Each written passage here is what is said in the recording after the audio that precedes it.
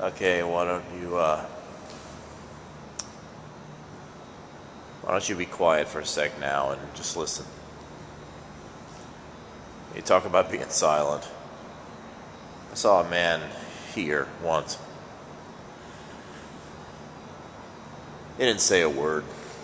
He'd just sit here the whole time, both of us. Like the power was off. I don't know if he even had a mouth, actually. His face was always turned or he's looking down. But next to him he had this little kid version of himself. He was like 7 years old, but exactly the same. This kid did all the talking. He talked about this place that he lived.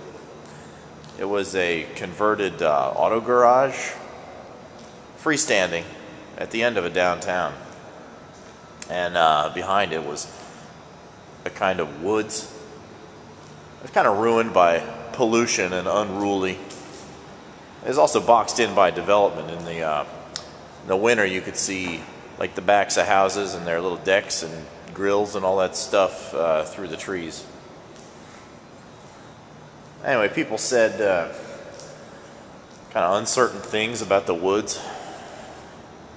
And he didn't pay much mind to it. Not easily spooked. So, anyway, after he's in this garage like a month, some odd things start happening. It's like small things at first, so that he doesn't even really kind of notice them. They don't register. For instance, he like awakens sweating like crazy in the middle of the night, although the garage is actually freezing cold. And then he starts like waking up with mud on his feet and on his hands, and then in his mouth and in his hair, pretty much all over.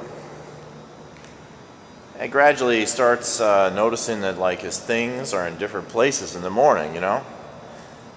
He gets up and the lamp's on the other side of the garage or something like that. Or the bed's against a different wall.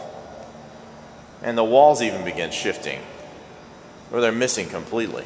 The footprint of the building moves substantially around the lot. He's just under a roof floating freely in the air. Or he's a different person, yeah, in a different place. And he doesn't even remember himself. And when I pressed him on it, he moved the conversation to other things. And then he stopped coming. I only saw him one time after that, actually. The man and the boy version. They're standing knee-deep in a lake. This lake, it's visible from the highway. I drive this stretch of highway. It's a busy highway there. The boy was on the man's back. They were standing in the lake.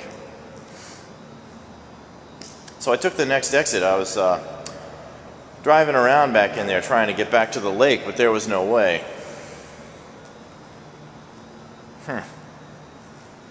Sometimes the sun doesn't come up for days, you know. But you have to admit, right? When people start seeing things like that, you start looking at things differently too. You know, you look down at your hands, right? And you start thinking, like maybe there are 4 fingers there instead of 5. But you just see 5 anyway, right? And then if you really keep thinking and looking, you kind of get the sense that you like glimpse the 4 fingers, but you can't hold the image. It's not enough to remember it so you can keep thinking about it or keep seeing it in your mind behind your eyes. And you blink, or you blink inside yourself, and you break it all up. And then you wonder if 4 is like the same as 5 now. Or if 4 is even more than 5. And you wonder even more, like, where is that missing finger, right? Who has it now? Are they using it? What are they using it for?